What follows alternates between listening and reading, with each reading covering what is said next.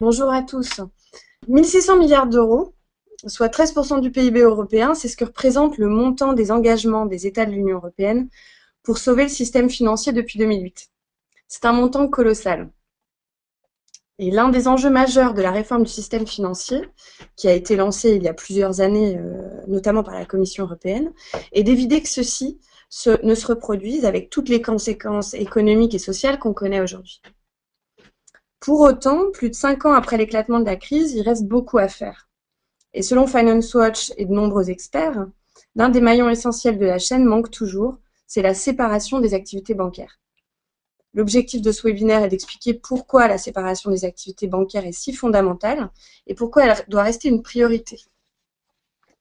Alors pour commencer, de quelles activités parle-t-on ? Eh bien, on parle d'activités qui sont au cœur de notre économie et qui sont les fonctions bancaires de base. Elles sont principalement de 3 sortes. Il s'agit de garantir la sécurité des dépôts des épargnants, d'assurer le fonctionnement et l'intégrité des systèmes de paiement et de financer les ménages et les entreprises. Ce financement se fait de deux manières radicalement différentes. Il y a le financement par le crédit, celui que vous connaissez tous. La banque va prêter à un ménage, à une entreprise, à une collectivité locale pour financer un projet donné. Et elle suivra a priori le risque associé à ce crédit pendant toute sa durée. Ça veut dire qu'il y a une forte dimension relationnelle dans cette activité, la relation client avec sa banque. Et puis, il y a le financement par le marché, qui s'adresse plutôt aux entreprises de grande taille, aux États, et qui consiste à aller chercher du financement auprès d'investisseurs sur les marchés. La banque agit alors comme un intermédiaire dans l'émission et le négoce de titres de dette. C'est très différent. Ces deux modes de financement sont tellement différents qu'ils sont assurés par des institutions et par des personnes qui ont des profils très différents. Il y a d'une part la banque commerciale, qui assure le financement par le crédit, le bloc de gauche. C'est aussi elle qui collecte les dépôts et qui assure le bon fonctionnement des moyens de paiement. Et puis, il y a d'autre part la banque d'affaires, qui, elle, assure le financement par le marché. Et le financement de cette activité, de l'activité de banque d'affaires, se fait par la dette. C'est-à-dire que la banque emprunte elle-même sur les marchés. Elle va chercher des investisseurs pour développer et porter le risque de cette activité. L'activité de banque d'affaires n'est à l'origine pas adossée à une activité de collecte de dépôts. Mais au fur et à mesure des déréglementations qui sont survenues au cours des 20-30 dernières années, les banques commerciales ont été autorisées à développer des activités de banque de marché, à tel point qu'aujourd'hui, les plus grandes banques européennes sont ce qu'on appelle des banques universelles, qui combinent donc les deux types d'activités. Et voici les banques universelles. Elles combinent aujourd'hui d'un côté des activités qui sont vitales, littéralement, au bon fonctionnement de l'économie, comme on disait, les dépôts, les crédits, les moyens de paiement. Et étant vitales, elles ne peuvent à ce titre pas être interrompues. Elles doivent être assurées de manière continue. En fait, si vous y pensez un instant, en quelques jours, l'économie se gripperait complètement si le paiement des salaires, le paiement des factures, les retraits d'argent liquide venaient à être interrompus. De l'autre côté, on a les activités de marché, où une banque est un intermédiaire entre une entité qui a des besoins de financement, d'une part, et des investisseurs. Et dans ce rôle, la banque n'a pas un rôle vital. Ce n'est pas une fonction continue, et une autre banque d'affaires peut prendre sa place à tout moment. Cette distinction entre fonctions vitales et fonctions qui peuvent être interrompues est essentielle pour la suite. Je vais essayer maintenant de répondre à cette question importante qui est pourquoi le modèle de banque universelle pose-t-il problème ? En fait, la coexistence entre les fonctions vitales qu'exerce la banque commerciale et la banque d'affaires permet à la banque d'affaires de bénéficier du soutien public qui devrait être sinon limité à la banque commerciale. Vous voyez à gauche la représentation de la banque commerciale avec le petit médaillon au-dessus, le soutien public dont elle bénéficie. Mais à partir du moment où l'activité de banque d'affaires est conduite au sein de la même institution, ce soutien public est maintenu, puisqu'il doit porter aussi sur l'ensemble des activités de banque commerciale. Et ça induit de nombreuses distorsions. Tout d'abord, le soutien public est reconnu par les marchés. Un État ne laissera jamais tomber une banque universelle. Plus elle sera grande, plus grande sera cette certitude. Et donc, ça permet à la banque d'affaires, qui, rappelons-le, se finance en empruntant sur les marchés, d'accéder à du crédit plus facilement et à moindre coût. Les marchés reconnaissent que la banque sera sauvée en cas de problème et sont donc prêts à prêter à un taux plus bas et dans des quantités supérieures. Et ceci n'est rien d'autre qu'une subvention qui est une subvention implicite. Alors, encouragée par un crédit facile et à moindre coût, la banque emprunte plus qu'elle ne devrait et développe ses activités de marché bien au-delà des besoins de l'économie réelle. Elle se détourne de ses fonctions de base, elle dédie de plus en plus de ressources et d'attention à des activités de marché qui sont, elles, de plus en plus décorrélées de l'économie réelle. Et le crédit facile et à moindre coût, associé à la certitude d'un soutien public en cas de problème, a aussi pour conséquence de réduire l'attention que la banque va porter au risque des activités qui sont conduites au sein de la banque d'affaires. Si la banque se finançait à un taux correspondant au risque pris, le coût aurait probablement été prohibitif. Mais ici, les règles de marché sont faussées.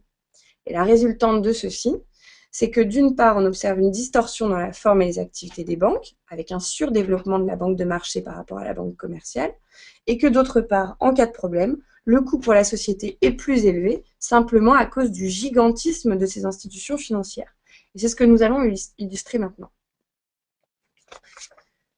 Si on regarde tout d'abord l'évolution de la taille des plus grandes banques européennes au cours des dernières années, ici vous voyez le graphique sur les 15 plus grandes banques de l'Union européenne, on observe que la course à la taille est un phénomène très récent, avec une accélération au cours des 10-15 dernières années, et que cette croissance rapide n'est plus du tout en lien avec celle de l'économie. En gros, on a les 15 plus grosses banques européennes qui ont triplé en taille entre 2000 et 2011, et dans le même temps, le PIB européen qui faisait plus 30%. Ça veut dire que les grandes banques ont grandi 10 fois plus vite que l'économie réelle. Cette croissance exponentielle est directement liée à la croissance des marchés financiers qui suit, si vous regardez, des courbes complètement similaires sur cette période et dont les grandes banques universelles sont les principaux acteurs. Elles font littéralement les marchés, donc ça n'a absolument rien d'étonnant.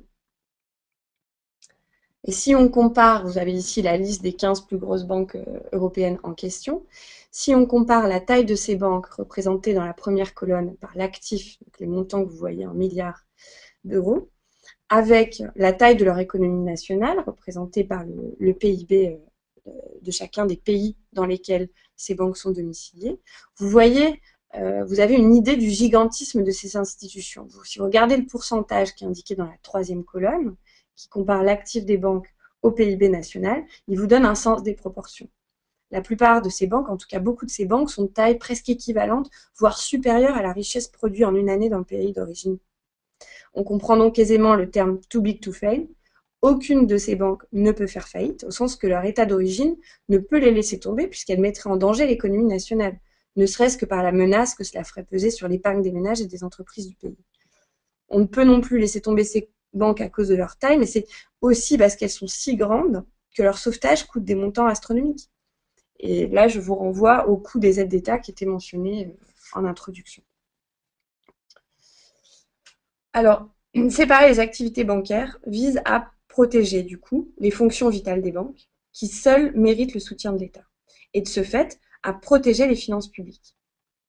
Une séparation permettrait également de mettre un terme au subventionnement injustifié des activités de marché. On aurait bien d'un côté la banque commerciale, qui fournit les fonctions vitales, qui bénéficie du soutien explicite de l'État, et des activités de banque d'affaires qui ne bénéficient pas de subventions, qui sont conduites selon les règles de marché et qui ne risquent pas de mettre en danger les finances publiques. On le comprend, les banques ont tout intérêt à maintenir le statu quo. Elles n'ont certainement aucun intérêt à voir cette subvention disparaître. Et donc la séparation des activités bancaires rencontre une opposition féroce du lobby bancaire avec en tête les grandes banques européennes.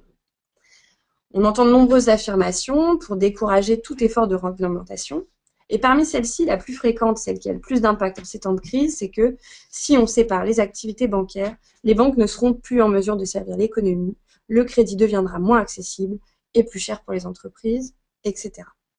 Qu'en est-il vraiment?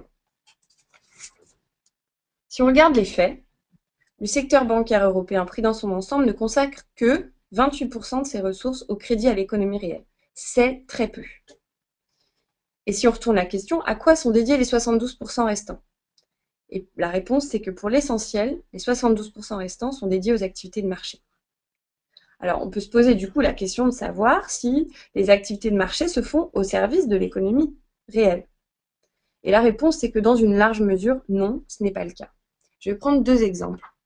Si on prend d'abord le marché des produits dérivés, c'est un marché gigantesque qui est tenu par les grandes banques universelles pour l'essentiel. Seuls 7% de ces volumes impliquent des entreprises non financières et servent donc à répondre à un besoin de couverture d'un risque d'une entreprise non financière, un risque de l'économie réelle. Ça veut dire, si on prend les choses de l'autre côté, que 93% des transactions se font entre acteurs du secteur financier, des banques, des fonds d'investissement, des assurances, etc. Deuxième exemple, le marché des changes, un marché très spéculatif. Si on le compare au volume du commerce international, l'image est frappante.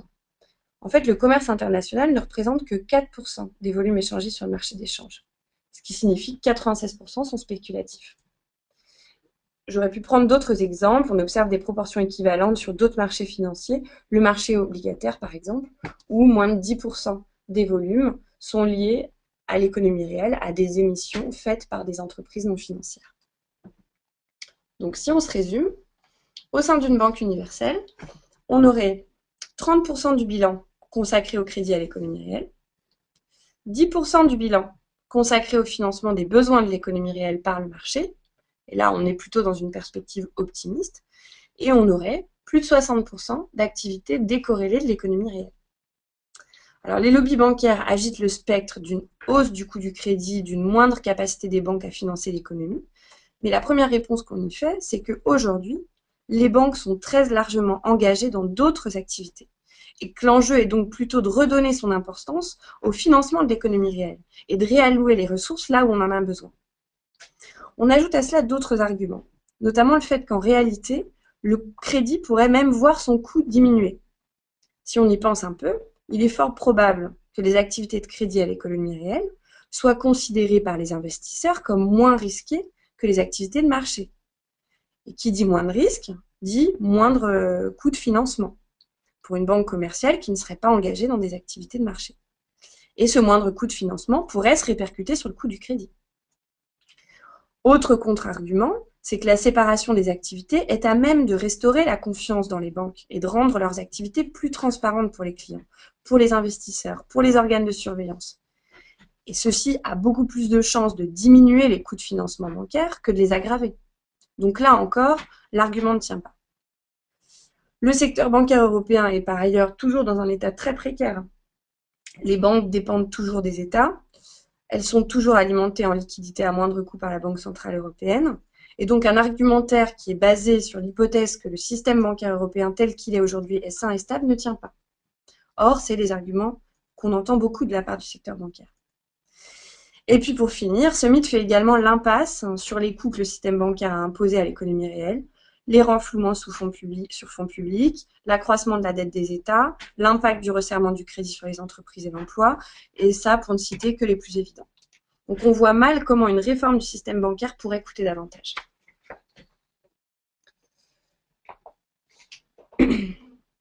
Alors pour terminer, je voudrais juste dire deux mots sur l'état de la réglementation au niveau européen en matière de séparation des activités bancaires. Une proposition de la Commission européenne a été publiée fin janvier 2014, donc il y a un mois. Et selon Finance Watch, cette proposition a des objectifs qui sont adéquats, qui sont ambitieux, qui reflètent vraiment les enjeux de cette réforme et les enjeux de la réforme du secteur financier en général. Pour autant, les mécanismes qui sont proposés doivent être renforcés si on veut que la loi ait un impact. Et nous considérons donc que c'est un enjeu essentiel pour le prochain Parlement européen, qui doit reprendre ce dossier, puisqu'il ne sera pas traité par le Parlement actuel, qui sera changé fin mai 2014 à la suite des élections, et que ce sujet devra être débattu par le prochain Parlement européen, et avec tout l'enjeu que cela représente.